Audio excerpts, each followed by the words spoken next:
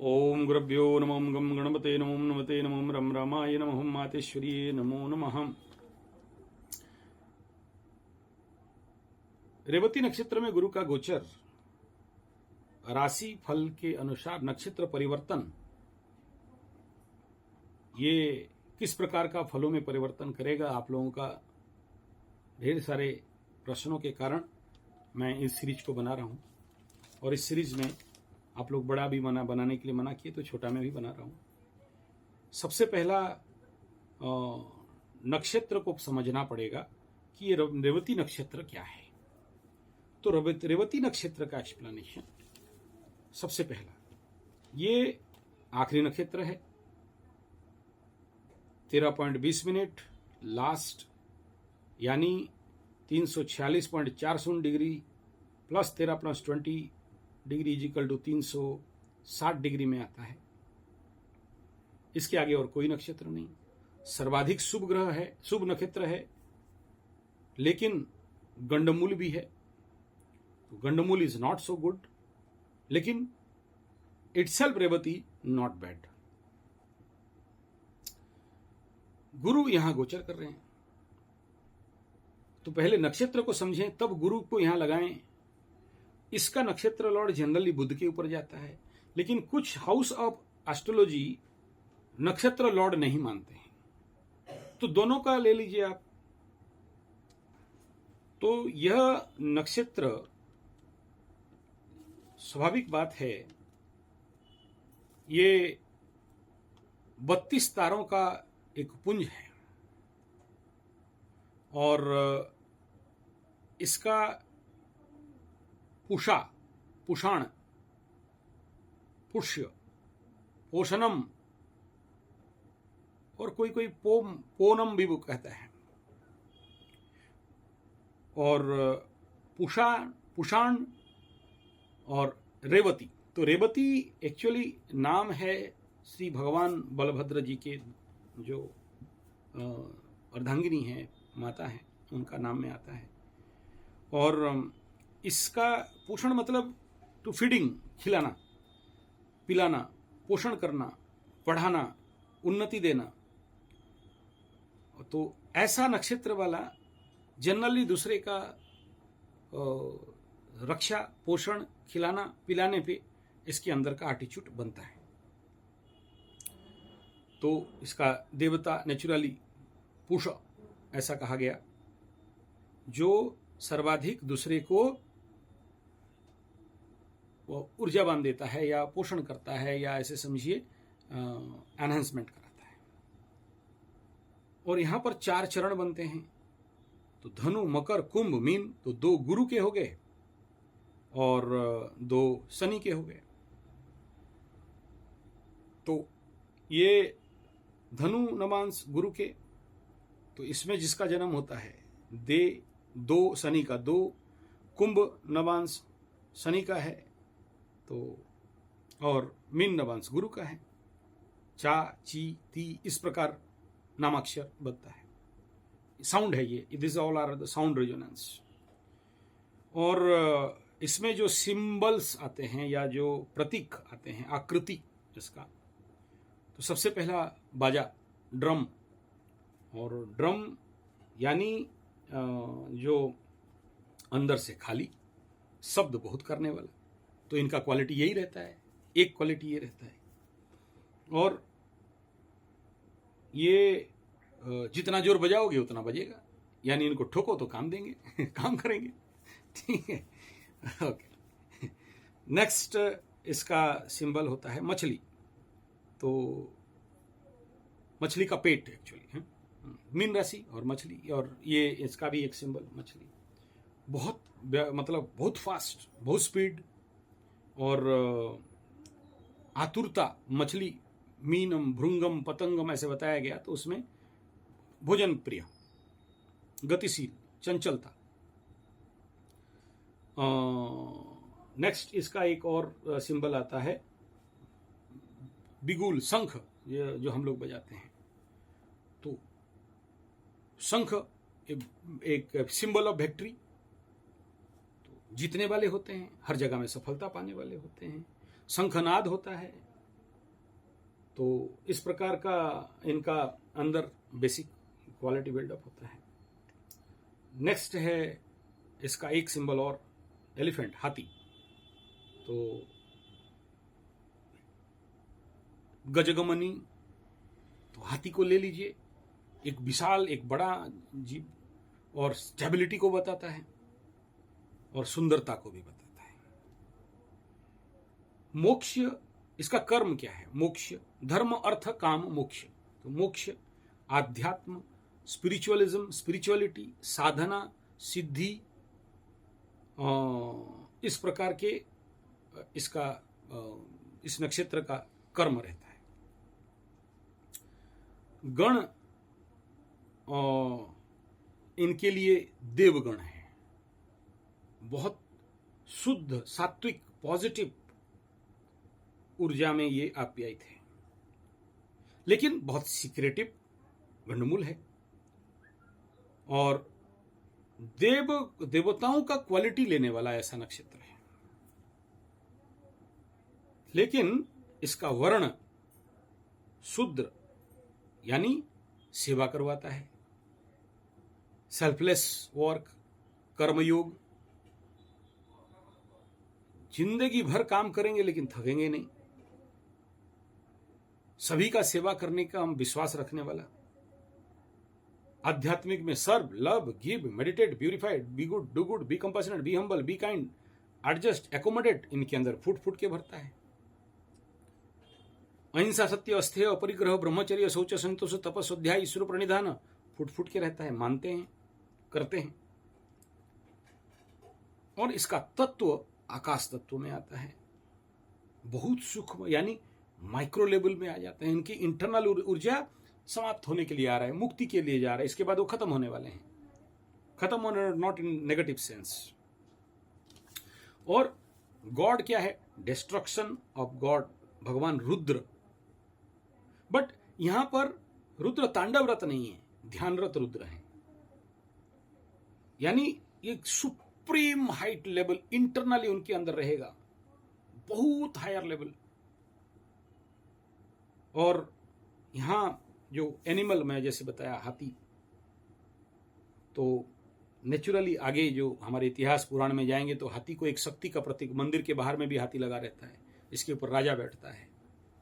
तो ये हाथी किसी को केयर नहीं करने वाला, केयरलेस एनर्जी, तो ऐसे लोगों के अंदर देखिए केयरलेस ना रहेगा। और गुरु यहां आना तो लोगों के अंदर, स्पेशली इनके अंदर केयरलेसनेस बढ़ना, ये भी है। और ये तो पहले नक्षत्र का बात करते हैं, फिर गुरु बैठने से क्या होगा उसके बारे में बात करेंगे।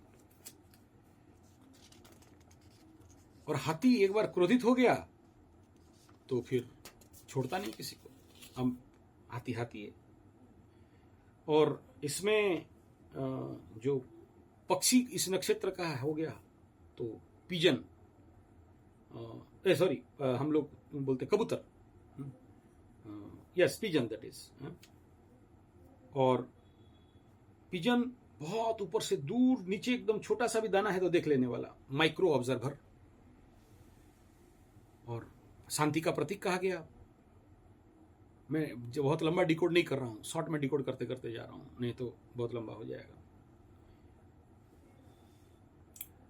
फिर इसका जो पेड़ है, इमली का पेड़, टर्मरिक, टामरिन बोलते हैं ना, क्या बोलते हैं इंग्लिश शब्द भूल गया मैं। तो इसका बीज मंत्र आप लोग देख लेना, मैं शब्दों में नहीं, क्योंकि मैं ये 27 नक्षत्र का सारे बीज मंत्रों को वो बोलना नहीं चाहिए मुंह में, इसलिए मैं नहीं बोलता, आप दूसरे से कहीं देख लेना, एंड बुक्स में अवेलेबल है, इसलिए मैं बीजों को नहीं देता किसी को। ऐसे नक्षत्र में जन्मे व्यक्ति बहुत स्ट्रॉन्ग एंड बली, और साधना के लिए, मोक्ष के लिए, मुक्ति के लिए जन्म होते हैं। सुंदर वाणी और सोचा समझा, एक जिसको बोलते हैं शाणित, शब्दों का उपयोगी, लेकिन अपने मर्जी में चलने वाला, दूसरे को नहीं सुनने वाला।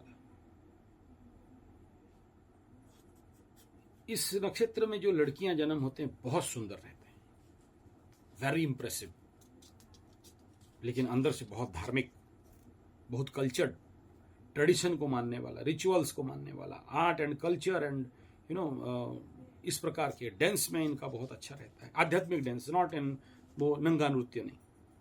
और एक बात है, रेवती नक्षत्र का कभी भी मैरिज आर्द्रा के साथ नहीं करना चाहिए। ये मतलब मेरे लिए, मैं स्पेशल टिप्स दे रहा हूं आपको इसमें थोड़ा सा, लेकिन ऐसे लोग पिता से सहायता बहुत कम, फायदा बहुत ज्यादा नहीं होता। ये रेवती नक्षत्र वाले अगर वैदिक रिवाज पे नहीं गए तो तांत्रिक में चले जाते हैं, ऑकल्ट में, हीलिंग में, नेचुरल हीलर बनना, व्यवसायी बनना, दान धर्म करने वाला, तो इनका ये एक नेचुरल प्रवृत्ति रहता है। कुछ लोग गायक देखेंगे, और ये लोग नेचुरली इनके अंदर श्रृंगार का भी ये, यानी तांत्रिक, वो शब्द उधर नहीं जा रहा हूं, फिर वो ज्यादा लंबा हो जाएगा। इनका बेसिक जो कुछ श्यामल वर्ण के होते हैं, धीरमती, एक इंटरनल ऊर्जा बहुत स्लो डाउन रहता है, भाग्यवंत, श्रीमंत, और जलाशय इत्यादि निर्माण करना, खनन करना, कीर्तिमान को स्थापना करना, मंदिर निर्माण करना, और ये जिसको बोलते हैं राजपूजक, राजाओं के द्वारा पूजा पाने वाला, शरीर से सुंदर, मधुर भाषी और कटाक्ष नेत्र इनके अंदर। रेवती में बहुत सारे लोग प्रवचक होते हुए देखा गया है, अच्छा एक्सप्लेनेशन कर सकते हैं, अच्छे डिकोड कर सकते हैं, और शास्त्रज्ञ भी होते हैं, कुछ गायक, शास्त्रीय गायक, ऐसा देखा गया। लीन एंड थिन शरीर रहेगा थोड़ा सा, और जनरली बहुकुटुंबी होते हैं, इनके ज्यादा बच्चे होते हैं, और जिस काम पे भी हाथ देते हैं वो बहुत ज्यादा, जिसको बोलते हैं ख्यातनामा, विख्यात होना। रोग में इनके अंदर आंख का रोग, पैर का रोग का संभावना है। कुछ लोग यहां बहुत मायावी बनते हैं, शुचिवंत, मायावी, ये इनका गुण रहता है। बहुमित्र, इनके जिंदगी में बहुत सारे मित्र होते हैं, और इनका अगर दांत गिनोगे तो 100% 32 रहेगा। और अगर ये नक्षत्र पद गलत देने आए तो एक्स्ट्रा मैरिटल अफेयर्स, सबके लिए नहीं, डिपेंड अपन द बुद्ध के ऊपर डिपेंड करता है।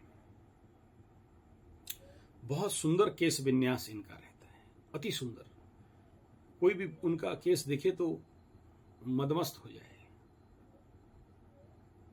हर एक नक्षत्र का अलग अलग शरीर विन्यास रहता है, कहां से कहां सीक्रेट इनका केसों में रहता है।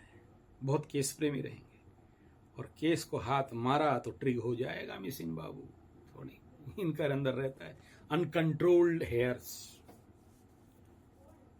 मातृपितृ भक्त इनका दिखा देता है। देवसेवक, ब्राह्मण पूजक मानने वाला, ज्ञानवंत, समभाव और देहवंत रहते हैं। मिठाई में इनका बड़ा कमजोरी रहता है, और घर में बंद होकर रहने में ज्यादा पसंद है। ज्यादा एक्सपोज होना, बाहर जाना, शोबाजी करना इनके अंदर नहीं रहता। इनका आयु का अगर बात करेंगे, इस नक्षत्र में जन्म जातक इनका आयु नियर अबाउट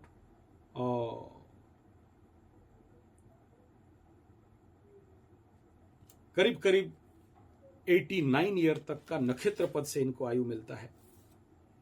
और 48 साल की उम्र में पेट का दर्द, 56 साल के अंदर अतिसार जैसे रोग, 30 साल में शत्रु बाधा, 41 साल में चोर भय इनके जीवन पे अक्सर देखने का संभावना रहता है।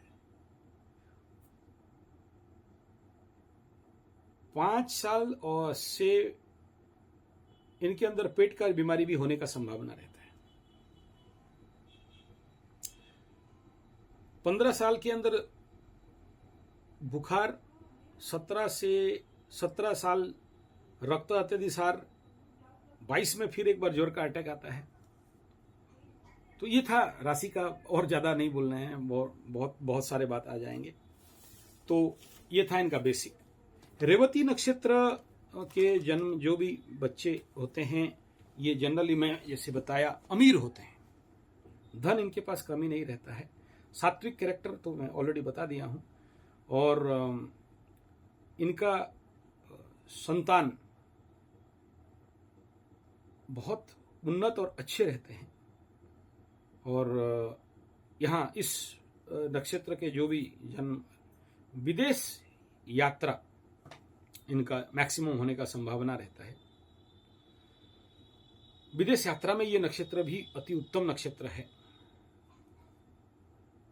इस समय इस नक्षत्र में अगर हो तो लोग भूमि, भवन, वाहन, गाड़ी इत्यादि का क्रय विक्रय भी करते हैं। इतना ऑस्पिशियस नक्षत्र है, उत्तम है। विवाह के लिए भी कुछ कुछ स्थान पे इसको उपयोग किया जाता है। और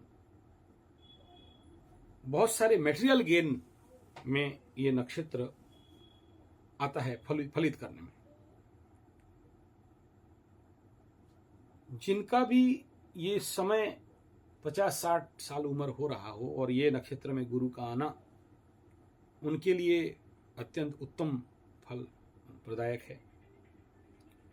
और ये कुछ लोग, कुछ महापंडितों के अनुसार शनि बाबा इस नक्षत्र में जन्म हुए, रेवती नक्षत्र में, इसलिए ये बड़ा इंपॉर्टेंट माने रखता है। यानी शनि को भी ये कहीं ना कहीं से बल देगा इस नक्षत्र में गुरु आना। रेवती नक्षत्र वालों का एक सबसे बड़ा समस्या है, किसी को भी आंख मूंद के विश्वास करते हैं, जिसके लिए उनको जिंदगी भर धोखा मिलते रहता है। और ये नेचुरली इस समय कंस्ट्रक्शन जैसे काम के लिए ये बहुत अच्छा नक्षत्र।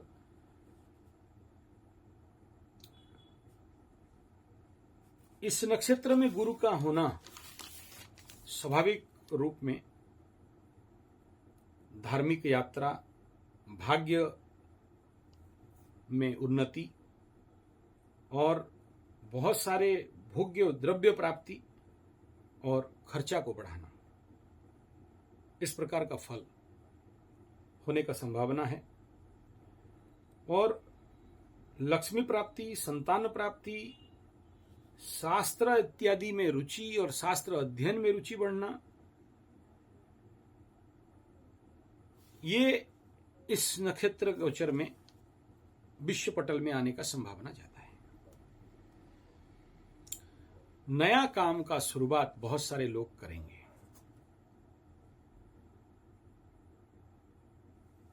धन का वृद्धि इत्यादि इसमें जनरल लेवल पे होना एक स्वाभाविक विषय बन रहा है। म्यूजिक, डांस, कला, संगीत, कवि, कविता, ये जितने सारे फैक्टर्स हैं, बुध और गुरु का युति, मतलब बुध और गुरु बृहस्पति के बुध के नक्षत्र में, तो बहुत सारे लोग इसमें सीखने में रुचि बढ़ेगा, सीखने भी जाएंगे। और जो लोग सीख रहे थे उनको सिद्धि भी मिलेगा। यानी हर दिशा से इन क्षेत्रों पे लोगों को लाभ तो मिलेगा। लेकिन मिलेगा क्या बाबा जी का ठुल्लू? क्यों?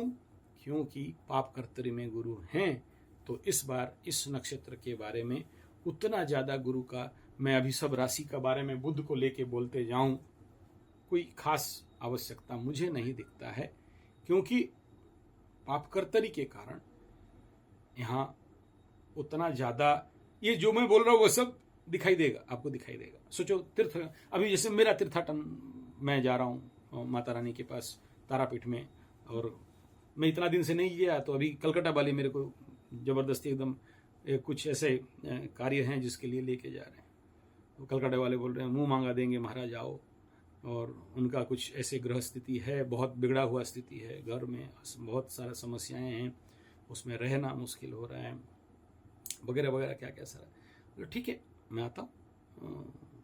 तो बहुत रिक्वेस्ट करके एकदम बोले आप नहीं आओगे तो नहीं करेंगे। मैं बोला पंडित भेज देता हूँ। बोला नहीं आपको ही आना है तो इस कंडीशन पे। तो मैं बोला ठीक है।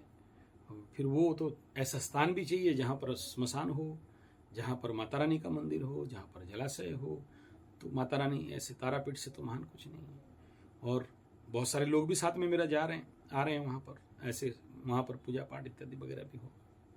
तो ये और देखिए गुरु नक्षत्र परिवर्तन हुआ, मेरे जैसे आदमी 5 साल से नहीं हिला था, अब हिल रहा है हिला रहा है जबरदस्ती, टिकट उकट सब दे दिए हैं कि आप सारा व्यवस्था करके जबरदस्ती एकदम हाथ पैर पर। बोला ठीक है चलते हैं, चलिए कोई बात नहीं।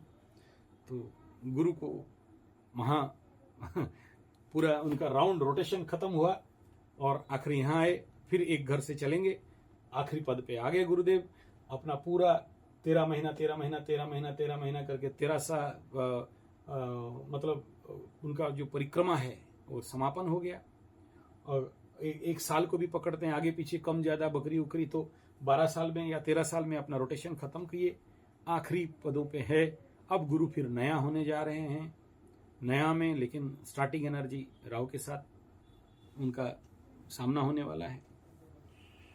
तो चलें आगे, यही बेसिक बात है। वीडियो अच्छा लगे तो like share comment subscribe bell button दबा दीजिएगा। और आप सब मेरे को इसको करने के लिए प्रेरणा दिए, बोले, इसके लिए बहुत बहुत धन्यवाद, साधुवाद, नमस्कार। आप सबके जीवन पे कल्याण हो, मंगल हो, ऐसा प्रेरणा देते रहिए। मैं अपने लेवल पे जरूर समय देने का कोशिश करूंगा। धन्यवाद।